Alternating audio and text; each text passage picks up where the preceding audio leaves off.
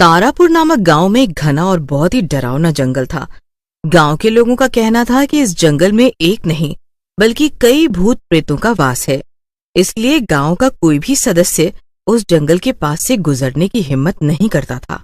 मगर गांव में कुछ लोग ऐसे थे जो भूत प्रेतों में विश्वास नहीं करते थे। उन्हीं लोगों में से एक था रतन, जो एक रोज अपनी पत्नी के मना करने पर भी उस जंगल के रास्ते से शहर के लिए जाने की जिद करने लगा।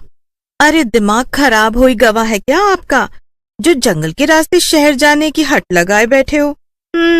अरे हमका पता है सब, आप बहुत बहादुर हो, मगर भूत प्रेत भी कोई चीज होवत है जो एक बार गले पड़ गई ना तो पूरे गांव भर में नाचते डोलोगे। हाँ, अरे हम ना ही डरते किसी भूत चुड़ैल से, और जब तुम्हें पता है कि शहर जाने के लिए जंगल का रास्ता ही सबसे छोटा रास्ता है, तो फिर हम काहे ना जाएं जंगल के रास्ते से। और अगर कोई भूत प्रेत आ भी गया ना तो देखना हम कैसे उसकी चटनी बना डालेंगे। हाँ, ऐसे बोलकर रतन जंगल के रास्ते से शहर की ओर निकल पड़ता है। रजत जंगल के रास्ते में जाते हुए अपने आप से बातें कर रहा था। कितना सुहाना मौसम है, जंगल के हर तरफ कितनी हरियाली है, और गांव वाले बोलते हैं इस जंगल में भूत है। सबके सब डरपोक हैं। हमरे जैसा बहादुर इक्का दुक्का ही होगा जो जंगल के रास्ते से जाने की हिम्मत करता होगा। और एक हमारी पत्नी है, अरे जब हम उससे नहीं डरते तो चुड़ैल क्या चीज है। रतन ऐसे बोल ही रहा होता है कि उसे झाड़ियों के पास में से किसी के चिल्लाने की आवाज सुनाई देती है। अरे कौन कमबख्त है जो हमका डराना चाहता है? पर तुम जो भी हो, हम तुमसे डरने वाले ना ही हैं। हाँ, अगर हिम्मत हो तो सामने आओ। तभी रतन के सामने एक डरावना भूत आता है जो जोर से हंसते हुए बोलता है, अच्छा बेटा, तुझे डर नहीं लगता? हम अभी रुक, तुझे अभी बताता हूँ कि डर क्या होता है। अरे बाप रे, जंगल में तो सच में भूत है रे। अरे मर गया रे। तभी उसे अपने सामने दो और भूत आते दिखाई देते हैं। अरे बाप रे, जंगल तो भूतों से भरा है। अरे मर गया रे, आज तो मर गया। अभी कहाँ मरा, अभी तो तेरा मरना बाकी है। पहले तो मैं तेरा खून पीऊंगा, फिर तुझे मजे से खाऊंगा। ऐसा बोलते ही भूत रतन का सारा खून चूसकर उसे मार डालता है और उसकी लाश को गांव में फेंक आता है। गांव वालों को जैसे ही रतन की लाश मिलती है, वे सभी लाश के पास इकट्ठा हो जाते हैं। रतन की पत्नी का तो रो रो कर बुरा हाल हो जाता है।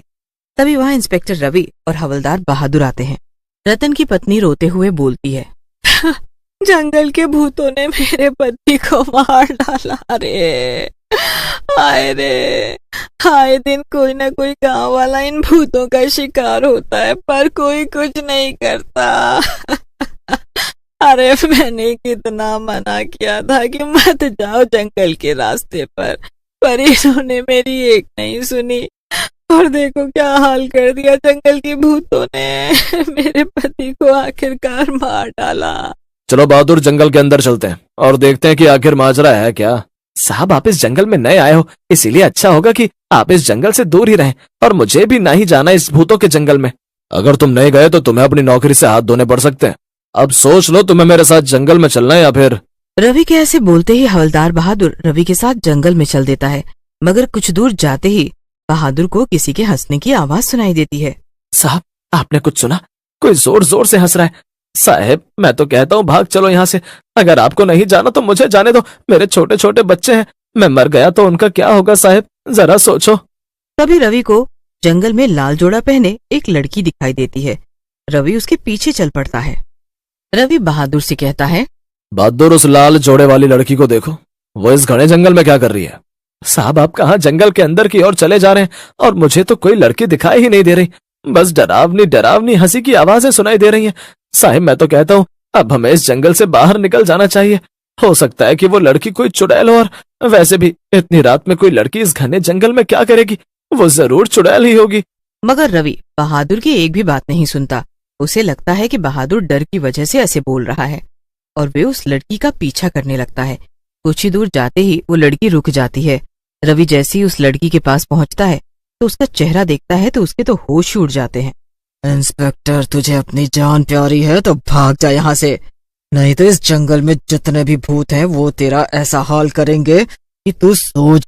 मैं क्यों नहीं भागने वाला, बल्कि मैं तो तुम भूत चुड़ैलों को इस जंगल से भगाऊंगा, जो आए दिन मासूम लोगों को अपना शिकार बनाते हो, उनको बेरहमी से मार डालते हो। तभी बहादुर के चिल्लाने की आवाज आती है। बहादुर को दो भयानक भूतों ने अपने पंजों में जकड़ रखा होता है।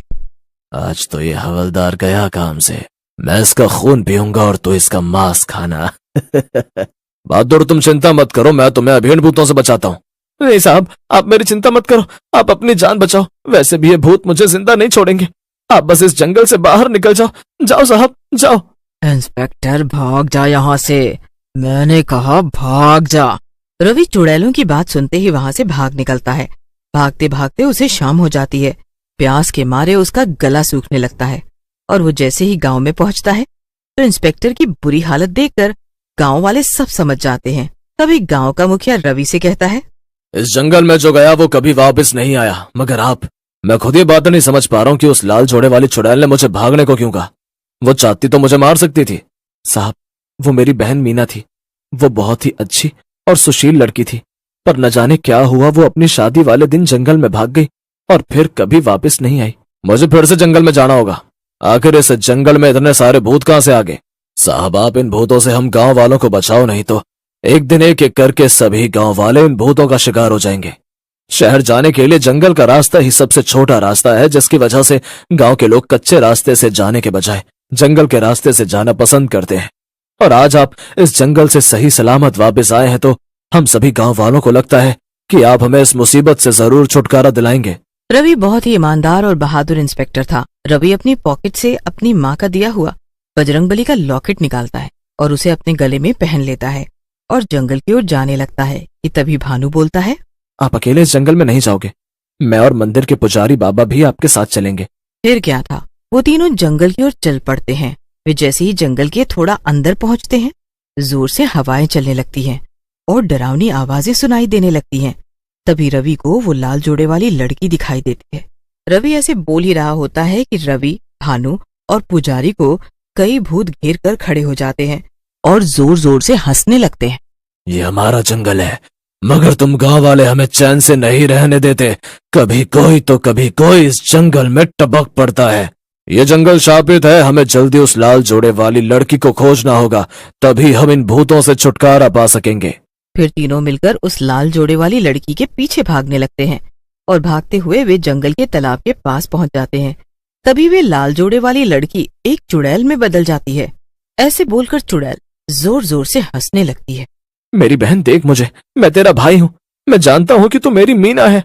हाँ, मैं मीना हूँ और तुम मेरी शादी मेरे से उम्र में कई साल बड़े आदमी से करना चाहते थे, पर मैं रामू से प्यार करती थी, इसलिए उसके साथ भागकर इस जंगल में आ गई।